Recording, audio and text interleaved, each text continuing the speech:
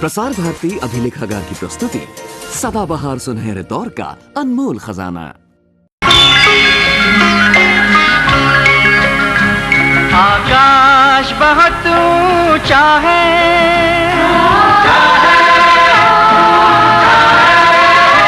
और दूर बहुत है तारे।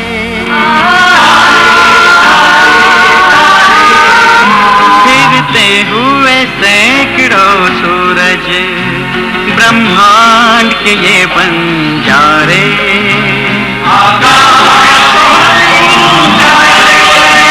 सदियों के भंवर बहते हैं, अनगिनत है समय के धारे।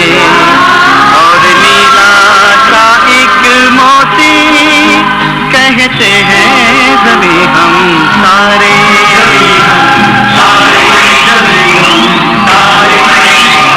छोटी सी बूंद सी धरती सागर से कहीं गहरी है। आकाश की गंगा में ये बजरे की तरह बहती है। आकाश बहुत ऊंचा है।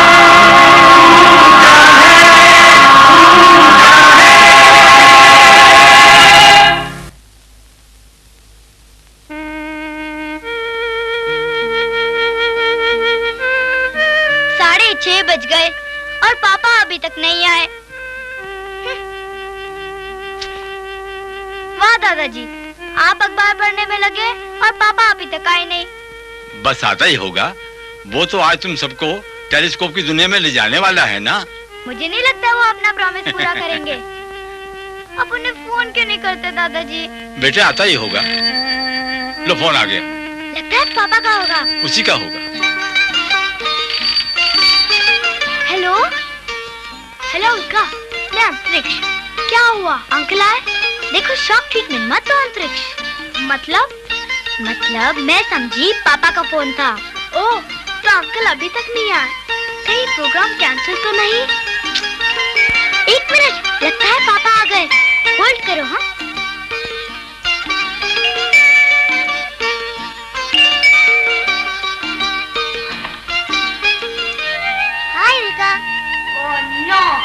मतलब कुछ नहीं, आओ अंदर आओ।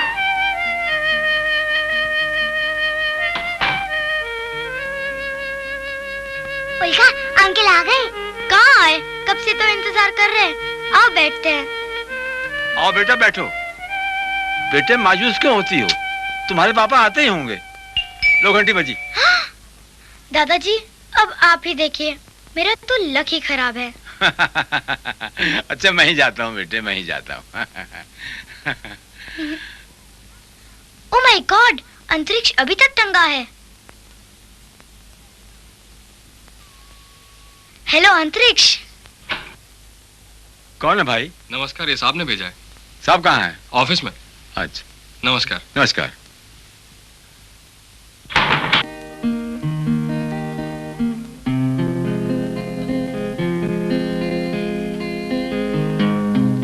दादाजी कोई आया नहीं? बेटा तुम्हारे पापा के दफ्तर का चपरासी ये वीडियो कैसेट दे गया है, जिस पर लिखा है द वर्ल्ड ऑफ टेलीस्कोप, यानी टेलीस्कोप की दुनिया। टेलीस्कोप!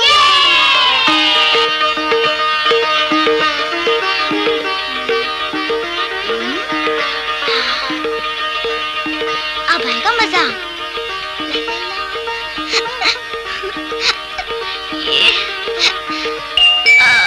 अब कौन आ गया? भाजी वाली होगी। भाजी वाली अंतरिक्ष होगा। आओ आओ, बस तुम्हारा ही इंतजार था। अंकल नहीं आए? नहीं, पापा ने एक कैसेट भेजा है। आओ चलो देखते हैं। अच्छा कैसेट? आओ आओ बैठो। अंतरिक्ष तुम उधर बैठ जाओ। उल्का, अब टीवी चालू करो ना। अच्छा अच्छा करती हूँ।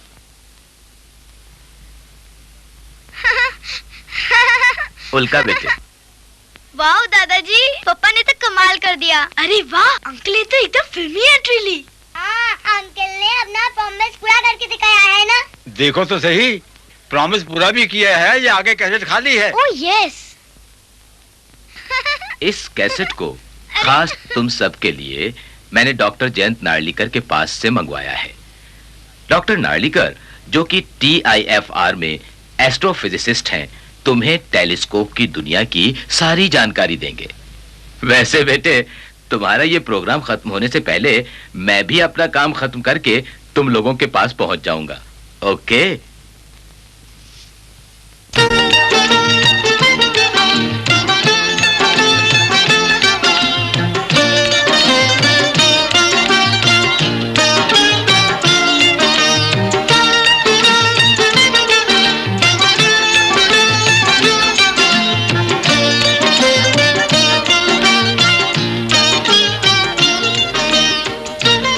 टेलीस्कोप की कहानी शुरू होती है 17वीं सदी के प्रारंभ में।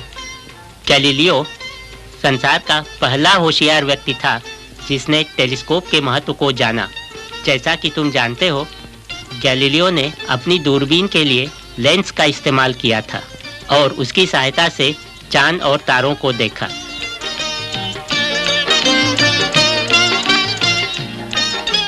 यहाँ देखो, मैं प्रकाश किरणों को इस कागज पर लेंस की सहायता से केंद्रित करता हूँ। कुछ ही देर में इन किरणों की गर्माहट से यह कागज जलने लगेगा। टेलीस्कोप में ऐसा ही होता है। दूर के धुंधले तारों से और ग्रहों से जो प्रकाश किरणें आती हैं, उन्हें हम लेंस की मदद से उसी तरह केंद्रित करके उनके चमकदार बिंब बनाते हैं और तब उन्हें अच्छी तरह से देख पाते हैं। समय के साथ टेलीस्कोप की बनावट में परिवर्तन आते गए। कुछ तो इतने लंबे बने कि उन्हें सहारा देने के लिए खंभों की सहायता लेनी पड़ी। हेविलियस नामक खगोलशास्त्री का टेलीस्कोप तो लगभग 50 मीटर लंबा था। लंबे टेलीस्कोप बनाने का प्रमुख उद्देश्य यह था कि प्रतिबिंब स्पष्ट बने। सन 1666 में सर आइजक न्यूटन ने पहली बार ऐसे टेलीस्कोप का निर्माण किया जिसमें लेंस की जगह दर्पण का उपयोग हुआ। दर्पण का शीशा वक्र गोलाकार होता है और प्रकाश किरणों को परावर्तित कर केंद्रित कर देता है।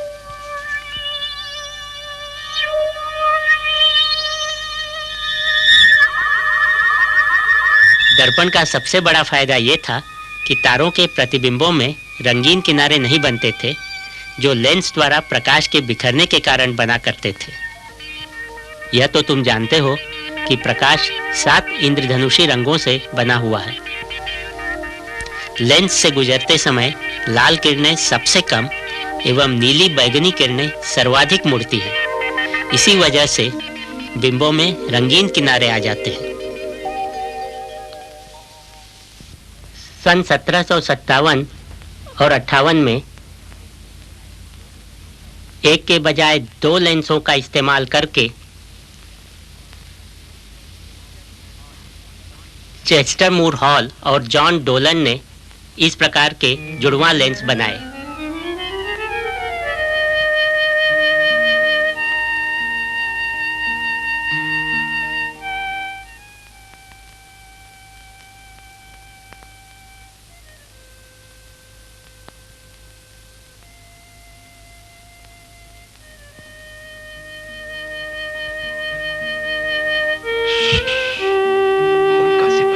सिगार पीने के लिए खड़ा हो गया था।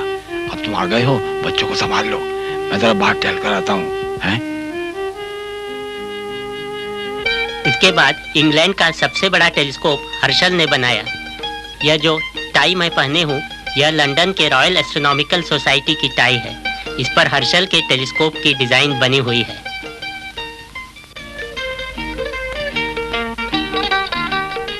क्यों भाई, मजा आ रहा है ना? हेलो पापा। हेलो। आप कब आ गए? कितना इंतजार करवाया। ओहो, अंकल, आप टीवी पर बड़े स्मार्ट लग रहे थे। थैंक यू बेटे, थैंक यू। हाँ तो भाई, तुम लोग कहाँ तक पहुँचे? रिफ्रैक्टिंग टेलीस्कोप पर। गुड, उनका टेलीविजन बंद ही रहने दो। और हाँ, अब समझो टेलीस्कोप की महत्ता को। अच्छा एक बात बताओ, तुम लोगों ने फनल देखा है? पानी? पानी क्या होता है? कुप्पी, जिससे स्टोव में तेल डालते हैं। और परख नली? माइथिली, परख नली क्या होती है? Test tube. ओह। अच्छा रश्मि, मान लो तुम लोग बरसते हुए पानी में टेस्ट ट्यूब हाथ में लिए खड़े हो, तो उसमें कुछ ना कुछ पानी तो इकट्ठा जरूर होगा। हाँ। परंतु परख नली के मुंह पर अगर कीप रख दी जाए तो पानी और ज्यादा इकट्ठा होगा। अब बताओ कारण? कीप का चौड़ा मुंह। बिल्कुल ठीक, कीप का चौड़ा मुंह। लेकिन पापा, फनल और पानी का टेलीस्कोप से क्या वास्ता? हाँ अंकल, आप हमें टेलीस्कोप के बारे में बताइए। फनल वनल का हमें सब पता है। अच्छा। अरे भाई, मैं उसी पर आ रहा हूँ। बड़ा टेलीस्कोप दरअसल फनल की तरह ही काम करता है। वो जितना अधिक प्रकाश इकट्ठा करेगा, उतनी ही अधिक तारों के बारे में जानकारी हमें हासिल होगी। और हाँ, यही वजह है कि दुनिया की बड़ी बड़ी वेधशालाएं ऐसे ही टेलीस्कोप इस्तेमाल करती हैं, जिनके दर्पण बड़े बड़े और दैत्याकार होते हैं। ये टेलीस्कोप मीलों दूर स्थित तारों और ग्रहों के चित्र खींच सकते हैं। तारों के चित्र साफ साफ खींचने के लिए खगोल शास्त्रियों को कई कई घंटे तक फिल्म एक्सपोज करनी पड़ती है। लेकिन अंकल। हाँ बेटे। हमारी पृथ्वी तो अपनी दूरी पर घूमती रहती है, तो फिर हमें चांद तारे भी घूमते नजर आने चाहिए। हाँ अंकल, तो बताइए अब हम उनका चित्र कैसे खींच सकते हैं? हाँ बिल्कुल, जैसे दौड़ते हुए घोड़े की तस्वीर खींचना मुश्किल है। यू आर राइट बेटे। यही वजह है कि इस मुश्किल को आसान करने के लिए टेलीस्कोप को घूमती हुई पृथ्वी के उल्टी दिशा की ओर घुमाते हैं। समझ में आया? अब बेटे, अब जरा टीवी ऑन करो। आप भी आके बैठिए ना। आओ बेटे।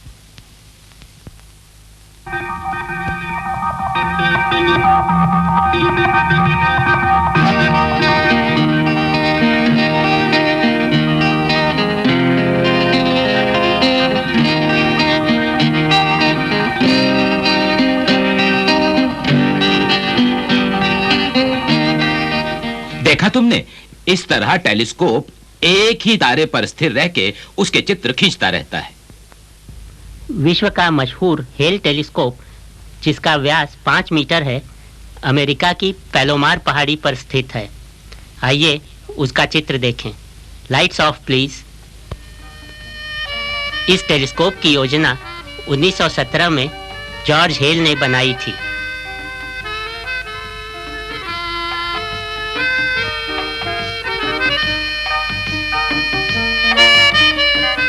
(1934) में 5 मीटर के व्यास वाले पैराबोला के आकार में शीशे की ढलाई करके इस टेलीस्कोप का निर्माण हुआ था। इस शीशे की बारीकी से घिसाई करने में 11 साल लगे थे। लगभग 15 टन इसका भार था और पूरे टेलीस्कोप का वजन था लगभग 500 टन। दूसरे महायुद्ध के बाद बनी यह सबसे विशाल दूरबीन मानी जाती थी।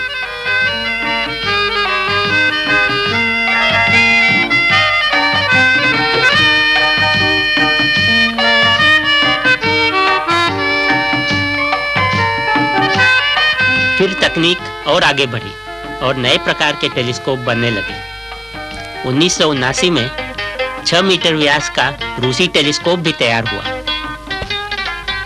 दक्षिण गोलार्ध में स्थित ऑस्ट्रेलिया में सबसे बड़ा टेलीस्कोप ब्रिटेन और ऑस्ट्रेलिया के संयुक्त सहयोग से बना था। 4 मीटर दर्पण वाले अमेरिकी टेलीस्कोप का निर्माण दक्षिण अमेरिका में इसके पहले ही हो चुका था। ये लोग इलेक्ट्रॉनिक्स का पूरा फायदा उठा रहे थे। Lights on please. बड़े दर्पण बनाना आसान काम नहीं है।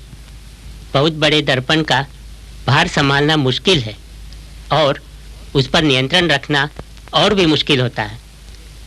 फिर जैसे जैसे तापमान बदलते जाते हैं, दर्पण के आकार भी बदलते हैं और उनमें डिफॉर्मेशन यानी त्रुटियां आ जाती हैं।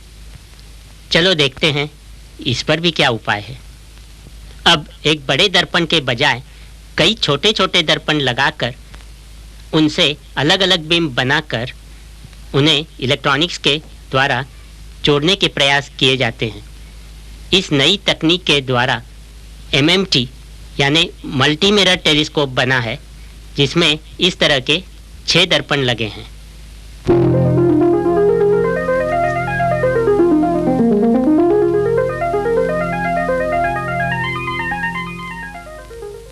भविष्य में बनने वाले विशाल टेलीस्कोप इसी तरह की नई तकनीक का इस्तेमाल करेंगे, जैसे कि 16 मीटर का टेलीस्कोप, जो संसार का सबसे बड़ा टेलीस्कोप बनेगा। तो भाई ये थी कहानी टेलीस्कोपों की। अब थोड़ी देर के लिए हम टेलीविजन बंद करते हैं। अंकल, एक बात पूछूं? हाँ पूछो बेटे। क्या हमारे देश में ऐसा कोई टेलीस्कोप नहीं है जिससे हम चांद तारों को आसानी से देख सके? तुमने तो मेरे मुंह की बात छीन ली बेटे। देखें डॉक्टर नार्लिकर आगे क्या कहते हैं। अब तक तुम परदेशी दूरबीनों की कहानी सुन रहे थे। आओ अब जरा भारतीय दूरबीनों की भी कुछ जानकारी लें। हमारे प्रसिद्ध खगोल शास्त्री वेणु बापू ने एक बड़ी दूरबीन की परियोजना बनाई थी, जो अब कावलूर पहाड़ी पर बंगलोर और मद्रास के बीच में बन चुकी है। इस दूरबीन की कुछ जानकारी अब हम कावलूर वेधशाला के निदेशक डॉक्टर भट्टाचार्य से सुनेंगे। This being the first large telescope to be देश में पहली बार इतना बड़ा टेलीस्कोप बन रहा था और उसके लिए बहुत लंबी योजना और तैयारी करनी पड़ी थी। सबसे पहले हम ऑप्टिक्स का उदाहरण लेंगे। इसके दर्पण का व्यास 92 इंच है और 4.5 टन के इस कांच को घिसने में 4 वर्ष लग गए थे। यह घिसाई का काम बहुत ही सावधानी से करना पड़ता है। मानो 50 किलोमीटर के समतल मैदान में मात्र 1 मिलीमीटर का उतार चढ़ाव हो।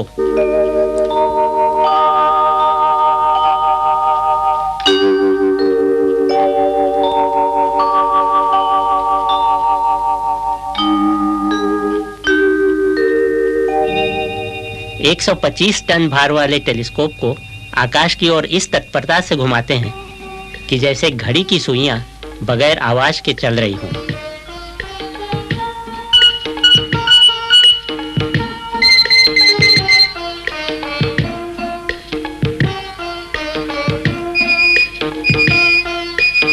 इतने बड़े टेलीस्कोप को आकाश की ओर घुमाने के लिए कंप्यूटर की मदद ली जाती है।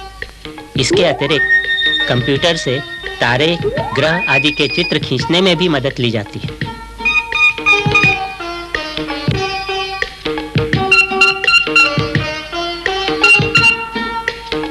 यहाँ पर हमने कॉमेट हैले का चित्र कंप्यूटर लगे टेलीस्कोप द्वारा खींचा।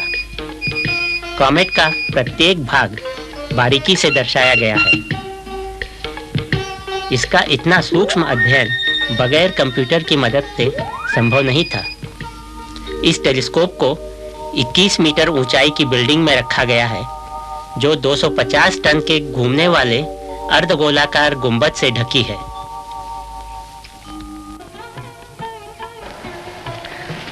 Methods of astronomy has changed considerably over the past 200 years. पिछले 200 वर्षों में खगोल विज्ञान की पद्धति में अनेक महत्वपूर्ण परिवर्तन हुए हैं। पहले हम उन तारों का अध्ययन करते थे जो पृथ्वी के करीब हैं और ज़्यादा चमकीले हैं, जिनके लिए छोटे टेलीस्कोपों से आसानी से काम चल जाया करता था। In not so big telescopes, आज खगोल शास्त्रियों को ऐसे तारों का अध्ययन करना पड़ता है जो पृथ्वी से बहुत दूरी पर हैं, और उनके अध्ययन के लिए सिर्फ टेलीस्कोप ही नहीं बल्कि कंप्यूटर की भी मदद ली जाती है। तो यह रही कावलूर के वेणु बापू टेलीस्कोप की कहानी। अब हम चलते हैं रंगपुर, जहां एक दूसरी वेधशाला है जिसकी जानकारी हमें डॉक्टर अभ्यंकर देंगे। यह हैदराबाद की निज़ामिया ऑब्जर्वेटरी है और यहाँ के एक नवाब जफर जंग साहब के पास जो 15 इंच की दूरबीन थी वो उन्होंने निज़ाम को दी और उससे निज़ाम ने ये निज़ामिया ऑब्जर्वेटरी 1908 में बनाई। उस वक्त ये ऑब्जर्वेटरी के चारों ओर घना जंगल था क्योंकि ये शहर से काफ़ी दूर थी। पिछले 70-80 साल में शहर इतना बढ़ गया है कि ऑब्जर्वेटरी के चारों ओर काफ़ी मकान हो गए हैं और उन मकानों के जो लाइट है उसके वजह से आकाश में भी काफ़ी रोशनी दिखाई पड़ती है और इसके वजह से मंद और जो दूर के तारे होते हैं उनको देखना मुश्किल हो गया है और इसलिए यह तय किया गया कि यहाँ से दूर चला जाए और एक साइट सर्वे के बाद एक जगह जापाल रंगापुर चुनी गई। ये हैदराबाद से करीब 50 किलोमीटर नागार्जुन सागर रोड पे है। अब हम लोग वहाँ जाके वहाँ की दूरबीन देखेंगे। ये ऑब्जर्वेटरी की जगह चुनने के लिए 1960-61 में हमने हैदराबाद के चारों तरफ 30-40 किलोमीटर के इलाके में साइट सर्वे किया था। शहर के रोशनी से दूर तो जाना ही था, लेकिन इसके सिवाय हमको ऐसी जगह ढूंढनी थी जहां कम से कम बादल हो, वातावरण साफ हो और हवा में कम से कम हलचल हो।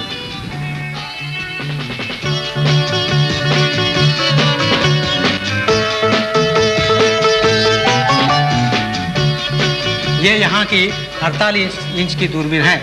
ये भारत में दूसरी सबसे बड़ी दूरबीन मानी जाती है। ये 1968 में यहाँ बिठाई गई।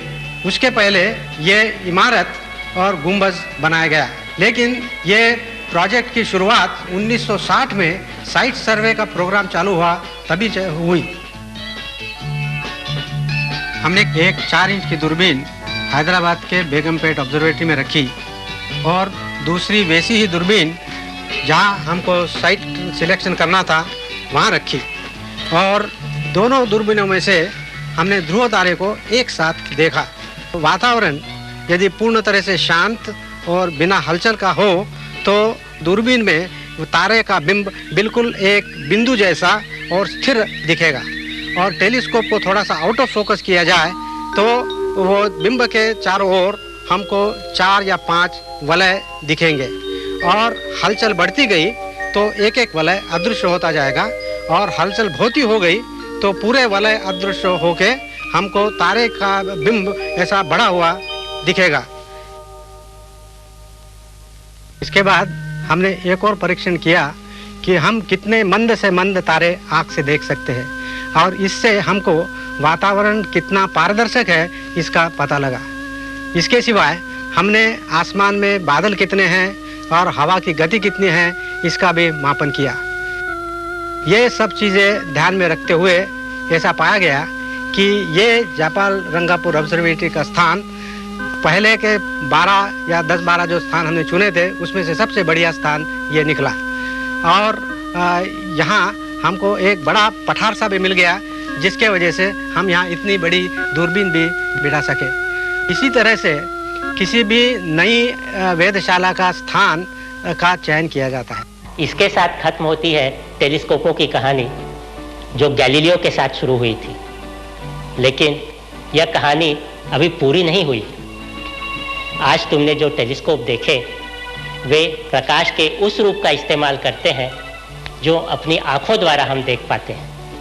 प्रकाश के अन्य भी रूप हैं जिन्हें आंखों से नहीं देखा जा सकता है, उनके लिए नई प्रकार की दूरबीन बन सकती है। उदाहरण के लिए रेडियो टेलीस्कोप। जब तुम रेडियो प्रोग्राम सुनते हो तो तुम्हें दूर दूर की जानकारी रेडियो लहरें ला कर देती हैं। क्या उसी प्रकार ब्रह्मांड के कोने कोने से नई जानकारी हम रेडियो द्वारा नहीं सुन सकते? अवश्य सुन सकते हैं और यह जानकारी हमें रेडियो दूरबीनें ला कर देती हैं। तो रेडियो दूरबीनें ब्रह्मांड के रहस्य को किस प्रकार हमारे सामने लाती हैं, इसे हम देखेंगे अगले प्रोग्राम में।